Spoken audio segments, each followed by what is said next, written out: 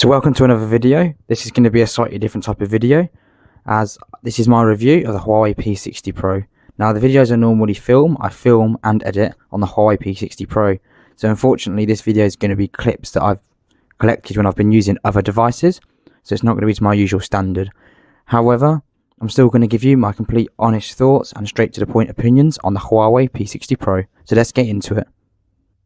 So of course, gone are those glory days of Huawei keeping its Google services in partnership with Google. So of course I have to mention the absence of any Google apps or Google services on this phone.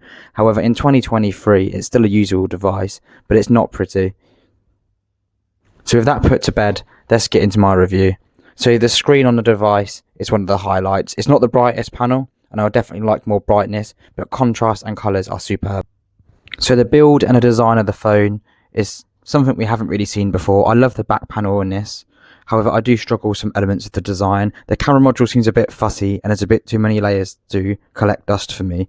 And you can see they've accentuated the main camera when in reality the lens is not that big. And in certain lighting conditions you can see it. I just don't find it so refined and sophisticated as some other brands like Samsung or Apple. Overall though, it is built pretty well, and so far I haven't had any major scratches on the device. The device is using Huawei's Kunlun glass, which they believe to be the strongest glass in the world, and in my testing I haven't had any issues with it. Again, we'll come on to the camera later, but all the samples you're seeing of other devices have been filmed on the Huawei P60 Pro. That's why they're included in this video. Of course, if you want to see the reviews of these products, they are available on my channel, so please like, comment and subscribe for more upcoming reviews. So with no 5G support on this device, I still don't find the use for it in the UK. So for me personally, it's not a deal breaker, and I found signal strength and call quality absolutely fine on this device with no issues. With a set of stereo speakers, it's still one of the best sounding smartphone speakers. Not quite as good as the Mate 50 Pro, but still amazing and still a lot better than any other devices I've tested, like the Honor Magic 5 Pro, Oppo Find X5 Pro, and a few other devices.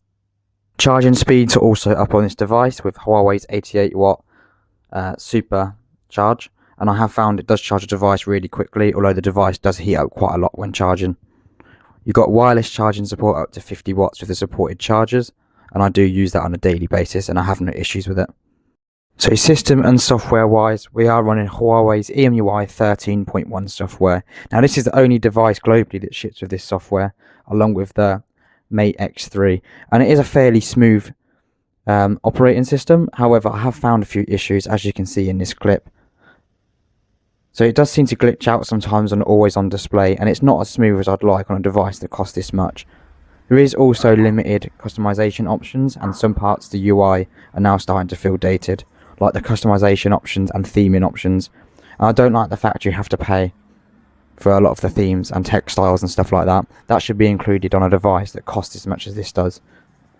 Huawei super device ecosystem is still as strong as ever, and it does offer some really nice features, such as screening on laptop, so you can see your phone screen on the laptop and interact with it. You also have the seamless connection hub, where you can drop photos and files into a hub and access it on any Huawei device, which is a really nice feature, and it brings it in line with ecosystems such as Apple. Okay, so now let's get on to the start of the show, the Huawei P60 Pro's cameras. So these are a set of fantastic cameras with some caveats that I'll discuss.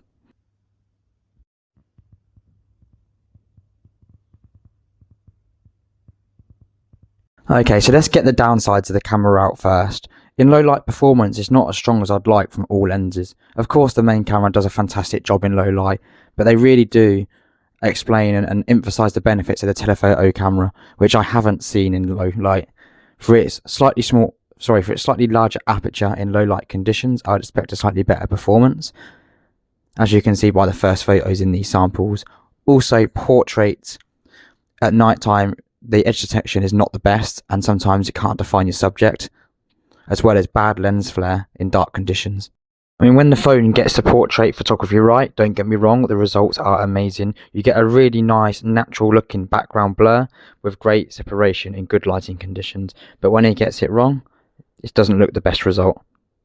Sometimes details can be over sharpened and there is a slight blue tint to some of the images in darker conditions. I believe this is to compensate for the RYYB sensor they're using, which is where they swap out the colour pixels in the sensor to accommodate for low light conditions to allow more light to enter the image. So I believe they are slightly heading towards a blue tint to compensate for that. The device is marketed with its supermoon feature, and this is where it can expose the moon as well as subjects in the background. Now, although this is a fantastic idea, and I do respect how hard it must be to achieve this on a smartphone, the results are not the best. They are really not the best, as you can see by the images provided. I'm not going to go into it. You can take a look at all these unedited images for yourself. However, there is some fantastic results you can achieve with this camera. One of its strengths is definitely that telephoto lens for macro shots. These are absolutely fantastic and definitely the best I've ever used on a smartphone for macro photography. I didn't quite have the zoom legs of the Samsung S23 Ultra or some other phones with even a 5x telephoto lens, but I would trade this off any day for the results you can get from that zoom camera. HDR scenes are also handled extremely well on this phone. It can really process these images well, and you end up with some fantastic looking results. Sometimes, again, slightly oversaturated, but overall really nice results. Contrast is also very good, and as well as shadows in most conditions. Video as well on this device is also fantastic. The main camera is definitely super stable in most conditions. Nighttime performance is acceptable and good, but not groundbreaking or amazing. I would like to see slightly better shadows developed in nighttime video, as well as slightly better sharpness. I'd also like to see more options in the camera app. It is starting to feel a little bit dated now, even though they have made an effort to make it slightly more modern and up to date. There's no option to turn off image stabilization, which I would like, because that would give you better performance in low light video. Also, macro video with a telephoto lens is absolutely phenomenal, as you can see in these clips. Gives you such a superb result, and it is the best, again, I've used on any smartphone. The ultra wide videos and photos are, again, acceptable, nothing groundbreaking, fairly detailed for its type of camera, but the low light performance definitely struggles. I'd love to see the aperture video mode being able to do that at 4K rather than 1080p, because you can get some amazing results with it, but unfortunately that's only at 1080p resolution and not 4K. So hopefully with its upcoming devices we can have that. Not just with the camera app, but with other apps as well, as this phone can get very hot and it definitely throttles performance, especially screen brightness. So the thermal management of this device can definitely be better. But to be fair, that's with a lot of Snapdragon phones I've tested. The Honor Magic 5 also got extremely hot. So again, I appreciate this video is not my usual quality, but I still wanted to give you my thoughts on a Huawei P60 Pro, because in summary, it still offers the best cameras on the market, with a few caveats. And it is a fantastic overall brilliant smartphone. The battery life is really good. I can get through just about a full day with intense usage, and the charging speed is pretty good, reaching around half an hour for about 60% in my testing. This phone's not going to be for everyone, and there is a lot of phones that do most of what this phone does on the market with a much better user experience. So I hope you liked the video. Please like, comment, let me know what you think, and subscribe. See you on the next one.